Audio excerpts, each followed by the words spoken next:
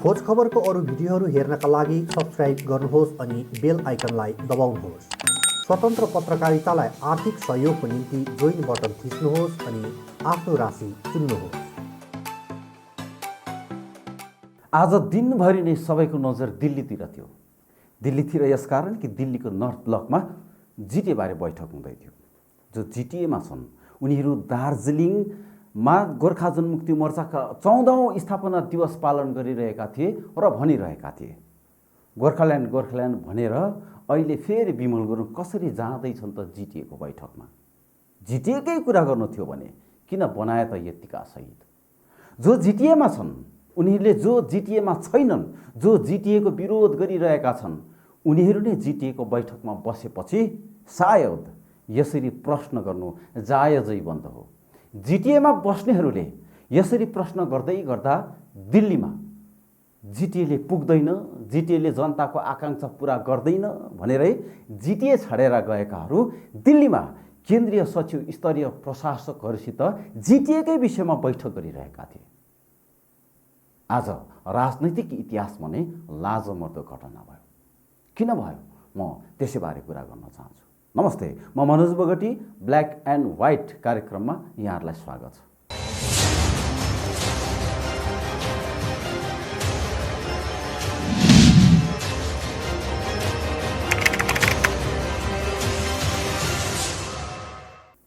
जुलाईमा केन्द्रीय गृह मन्त्रालयबाट जिटिएको समीक्षा गर्ने भन्दै एउटा पत्र आयो। त्यो पत्र गोर्खा जनमुक्ति मोर्चा चलाइरहेका विनय तामाङकोमा पुग्यो। पत्र विनय तामाङकोमा पुगेको थाहा पाउने बित्तिकै गोजामुमो वानका महासचिव रोशन गिरीको विज्ञप्ति सार्वजनिक भयो। त्यो विज्ञप्तिमा भनिएको थियो, जिटिए हाम्रो सरकारको कुरा होइन, हाम्रो माग गोर्खाल्यान्ड र 11 जातलाई जनजातिको मर्यादा दिलाउनु हो। जबसम्म केन्द्रले स्थायी राजनीतिक समाधान र जनजातिको मुद्दाको विषय तोकेर वार्ता बोलाउँदैन तबसम्म हामी वार्तामा बस्दैनौँ। जिटिएको निम्ति आएको पत्रको विरोध सबैभन्दा धेर गोरामुमोले नै गर्यो। किनभने दबाब थियो भने गोरामुमोको थियो। गोरामुमोले कठोर भाषामा जिटिएको वार्ताको माग गर्ने विमलहरू गद्दार हुन् नभनेको भए यो वार्ता गोर्खाल्यान्डको लागि भनेर बोलाउनु पर्ने बाध्यता नै हुँदैन थियो। यसको अर्थ दबाब गर्यो भने केन्द्र चलमलाउँछ भन्ने हो। चलमलायो, तर जनतालाई भाजपाले कति दिन ढाँटोस्? एक दिन न एक दिन त जनताले थाहा पाउने नै हो। यसैले जुन एजेन्डामा केन्द्र कुरा गर्न चाहन्छ त्यही एजेन्डामा वार्ता बोलायो। जिटिएकै बैठक भए पनि बैठकमा के भयो त भन्ने कुरा सरकारी पक्षबाट बुझ्न धेरैले सायद प्रेस इन्फर्मेसन ब्युरोको साइट कोट्याइरहेका थिए होला, केन्द्रीय गृह मन्त्रालयको साइटमा सूचना खोजिरहेका थिए होला। तर उनीहरू सबै निराश बने। किनभने दिल्लीको आजको बैठकबारे सरकारी पक्षबाट कतै कहीँ केही पनि उल्लेख गरेको छैन। गुगल कोट्याउनेहरूले बैठकको जानकारी कतै पनि नपाएपछि एउटै उपाय बाँचेको थियो, गोर्खा जनमुक्ति मोर्चा विमल खेमाबाट आउने विज्ञप्ति। राजनीतिमा चासो राख्नेहरूलाई दिनभरि नै के भयो होला त बैठकमा भन्ने जिज्ञासा अवश्य पनि भइबस्यो। यति बेलासम्म वार्तामा के भएछ त भन्ने कुरा सबैले चाल पाइसक्नु भयो होला। वार्तामा केही पनि भएन। यदि केही भयो भने मुद्दा फेरि भुइँमा पुग्यो। जबकि मुद्दा टाउकोमा पुगिसकेको छ, तर मोर्चाले त्यसलाई झारेर फेरि फेदमा झार्यो। मुद्दाको जुन गरिमा हो त्यसमाथि धारिलो बन्चर हान्यो। फेरि पनि मुद्दा घुम्दै फिर्दै हुरुमझाटार बन्यो।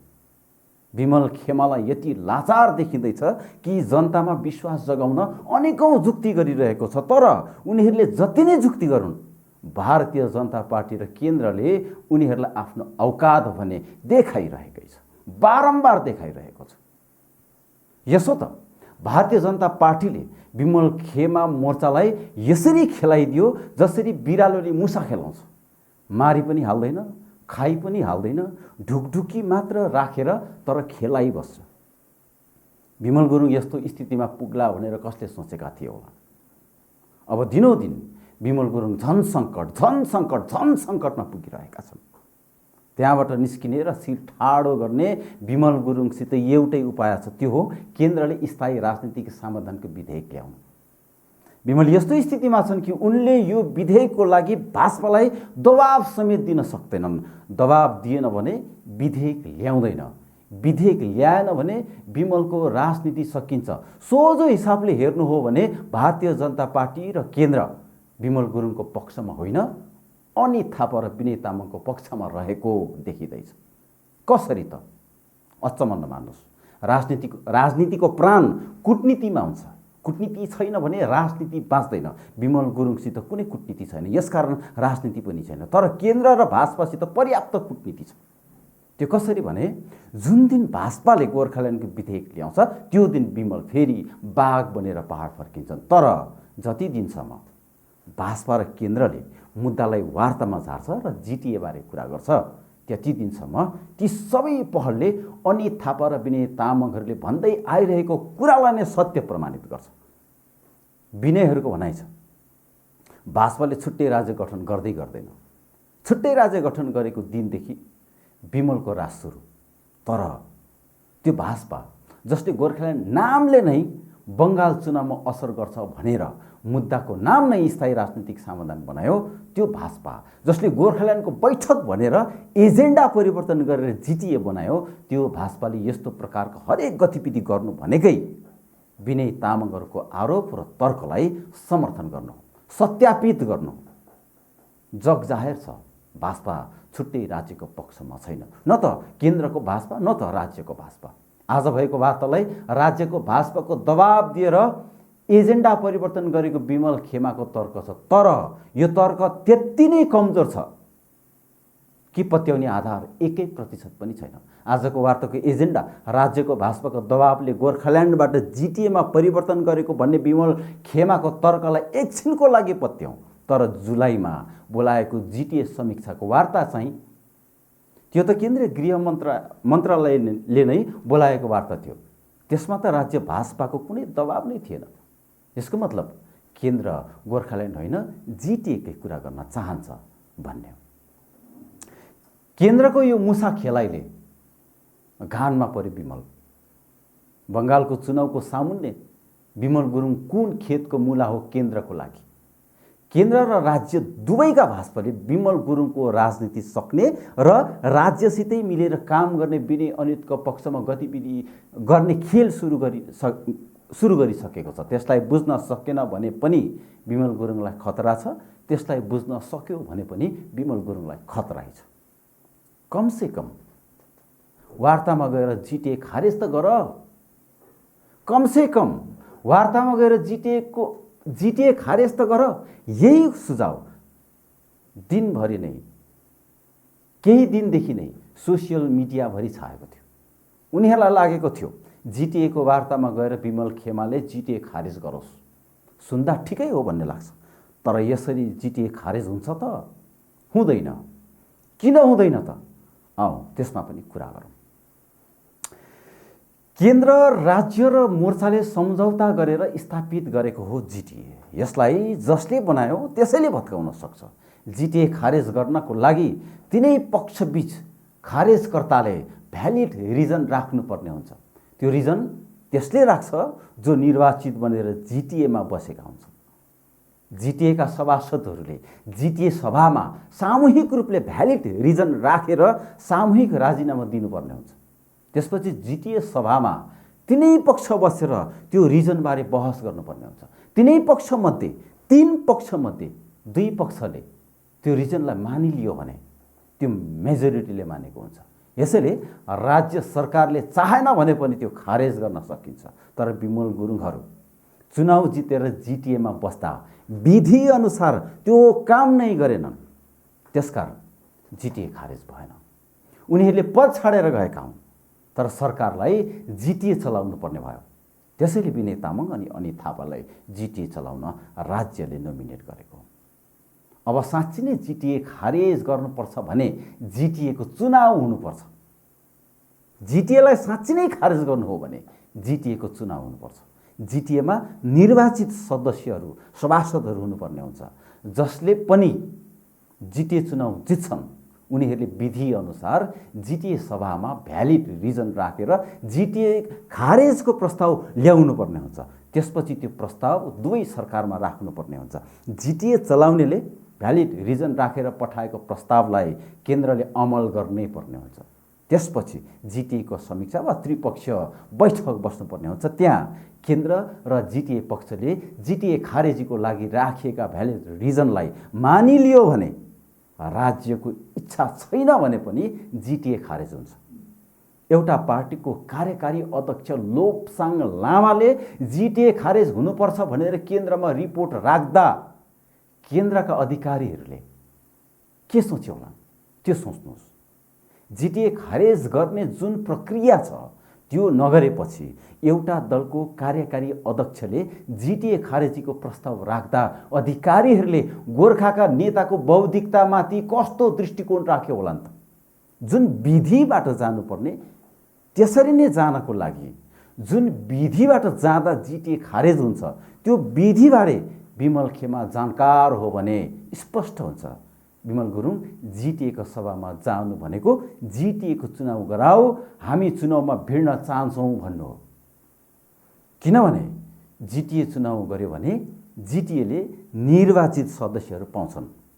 ती सदस्यहरूले सभासदहरूले त्यसपछि विधिपूर्वक जिटिए खारेजको प्रक्रिया गर्न सक्छन्। तर केन्द्रका कुनै पनि अधिकारी, देशका प्रधानमन्त्री, गृहमन्त्री, कुनै पनि मन्त्री, यस्ता कुनै माइका लालले पनि विमलले रिपोर्ट बुझाएकै भरमा जिटिए खारेजै गर्न सक्दैन। सुन्दा खस्रो लाग्छ तर वास्तविकता यही हो।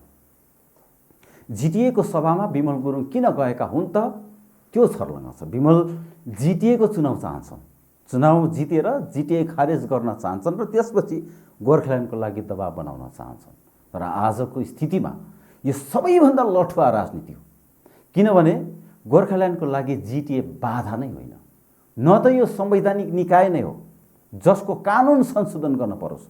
तरै पनि विमल गुरुङ जिटिएतिर फर्किनुको मतलब केन्द्रले स्थायी राजनीतिक समाधान गर्न सक्दैन भनेर सन्देश दिनु हो। केन्द्र पहाडमा जे छ त्यही चलिरहेको चाहन्छ। बङ्गालको चुनाव ध्वस्त हुने काम भाजपाले किन गरोस् पनि? जुन काम भाजपा गर्न चाहँदैन त्यो काम गर कि गर भन्ने विमल गुरुङ भाजपाको लागि भयानक ठुलो गाडो। केन्द्रले केही गर्न नसक्ने थाहा पाइसकेपछि नै विमल गुरुङ जिटिएतिर फर्केका हुन् भन्ने कुराको प्रमाण आजको वार्ता हो, आजको जिटिएको वार्ता हो। नत्र भने आजको स्थितिमा जिटिएको वार्ता अनिवार्य नै छैन। जिटिएबारे कुनै बैठक नै बोलाउनु पर्ने हो भने त्यो काम राज्य सरकारको। राज्य सरकारले तबसम्म जिटिएबारे कुनै बैठक गर्दैन जबसम्म जिटिएको चुनाव भएर त्यहाँका निर्वाचित सभासदहरूले गुनासो दर्ता गर्दैन। जिटिएमा त अहिले निर्वाचित सदस्य नै छैन। त्यसैले जिटिएमा राज्यले नोमिनेट सदस्य राखेका छन् जसको शक्ति र क्षमता राज्यको अधीनमा छ। लाटा सिधा हिसाबले पनि जिटिएको वार्ता हुनु भनेको जनतालाई लठुवा बनाउनु बाहेक केही होइन। स्थायी राजनीतिक समाधान गर्न जिटिए खारेज गर्नुपर्ने कानुन कतै पनि छैन, यस्तो बाध्यता पनि कतै छैन। केन्द्रले स्थायी राजनीतिक समाधान गर्ने बित्तिकै जिटिए आफै खारेज हुन्छ। जिटिए खारेज गरेर स्थायी राजनीतिक समाधानको लागि जानुपर्ने विधि नै छैन। विधि नै नभएको कुरातिर विमल गुरुङको म्याराथन दौड किन? लठुवाले पनि बुझ्छ जिटिएको चौकी मुद्दा भाजपाको संज्ञानमा छ। विमल गुरुङ चाहिँ जिटिएको चौकी ताक्ने कि भाजपाको संज्ञानमा भएको मुद्दालाई विधेयकको रूप दिएर सदनमा ल्याउन दबाब बनाउने? यी दुईमा कुन काम विमलको जिम्मेवारी हो त? पक्कै पनि विधेयक ल्याउनु, दबाब बनाउनु विमलको काम हो। तर विमल यही काम नै गर्न सक्दैनन्। भाजपाको संरक्षणमा दिल्लीमा बसेका विमलले गर कि गर भनेको कामले भाजपाको बङ्गाल सपना ध्वस्त हुन्छ। विमललाई बचाउन केन्द्रले त्यो सपना तोड्न सक्छ त? सक्दैन। सक्दैन भने अर्को कुन उपाय छ त? त्यो उपाय हो जिटिएको चुनाव।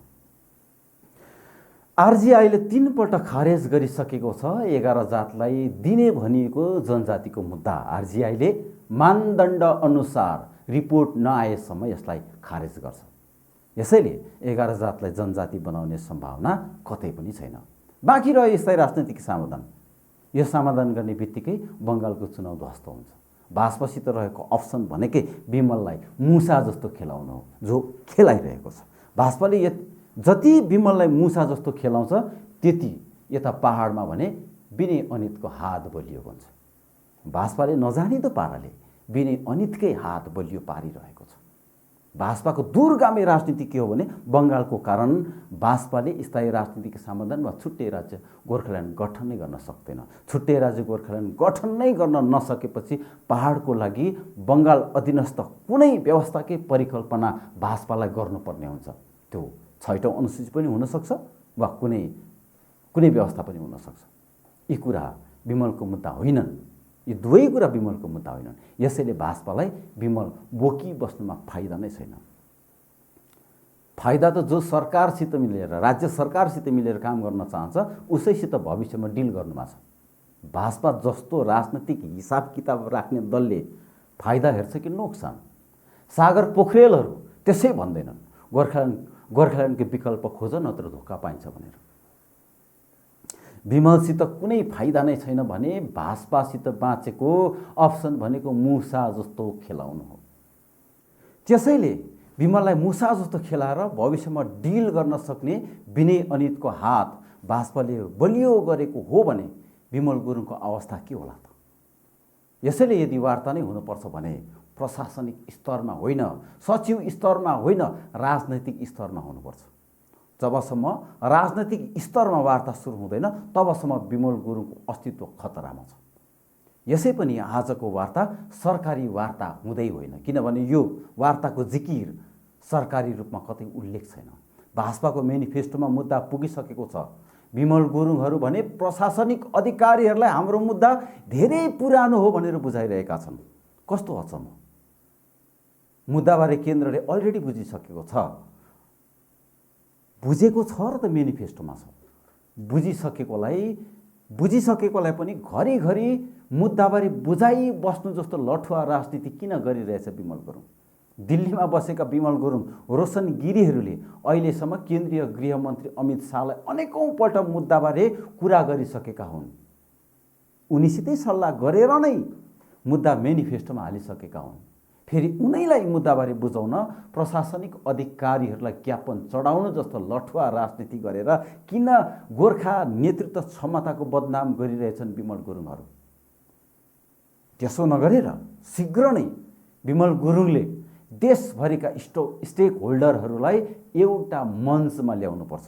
नत्र भने डाक्टर हर्कबहादुर छेत्रीले भने जस्तो यो मुद्दालाई छिनाफानो गर्न सबैले केही समयलाई पार्टी बर्खास्त गरेर एउटा नयाँ टिम बनाएर भाजपामा दबाब बनाउने रणनीति तयार गरिनुपर्छ। यदि यसो गर्दैन भने स्पष्ट छ विमल गुरुङलाई अब भाजपाबाट पनि खतरा छ, राज्य सरकारबाट पनि खतरा छ। विमल बाँच्ने हो भने इमान्दारसित राष्ट्रिय जम्बो टिम बनाएर निरन्तर भाजपामा दबाब बनाउनु पर्यो र 2021 को चुनाव अघि नै छुट्टै राज्य गठन गर्न लगाउनु पर्यो। नत्र ममता ब्यानर्जीलाई आत्मा बेचेर घर फर्किनु पर्यो। यी दुईमा विमलको छनौट कुन हुने हो त्यो विमल गुरुङ नै जान। आजलाई यति। कुनै पनि पार्टीको कार्यकर्ता भएर होइन, जनता भएर हेर्नुहोला, बुझ्नुहोला, गाउनुहोला। नमस्कार। एथेना ग्रुप अफ इन्स्टिट्युसन स्वागत गर्दछ। नर्सिङ 2020-2021 को भर्ना खुल्यो। 12औं श्रेणी उत्तीर्ण विद्यार्थीहरूको निम्ति GNM, basic BSc, post basic BSc र एमएससी नर्सिङ जस्ता प्रभावकारी व्यावसायिक पाठ्यक्रमको पञ्चकृत प्रक्रिया सुरु भइरहेको छ। म फर्स्ट इयर बीएससी गर्दैछु। म फर्स्ट इयर जीएनएम नर्सिङ गर्दैछु। 100% रोजगार निश्चित रहेको यी पाठ्यक्रमको पहिलो चरणको पढाइ अनलाइन हुनेछ। I'm very thankful to Ruth Enterprise Siliguri and its entire team for guiding us in Athena Institute at Bangalore. Bharat सरकारद्वारा मान्यता प्राप्त यी पाठ्यक्रमको कोटा सीमित रहेको छ, तसर्थ झट्ट हामीसँग सम्पर्क गर्नुहोस्। मलाई यो कलेज एकदमै राम्रो लाग्यो। Ruth educational reforms, north east corporate office, Siliguri, Champasari main road.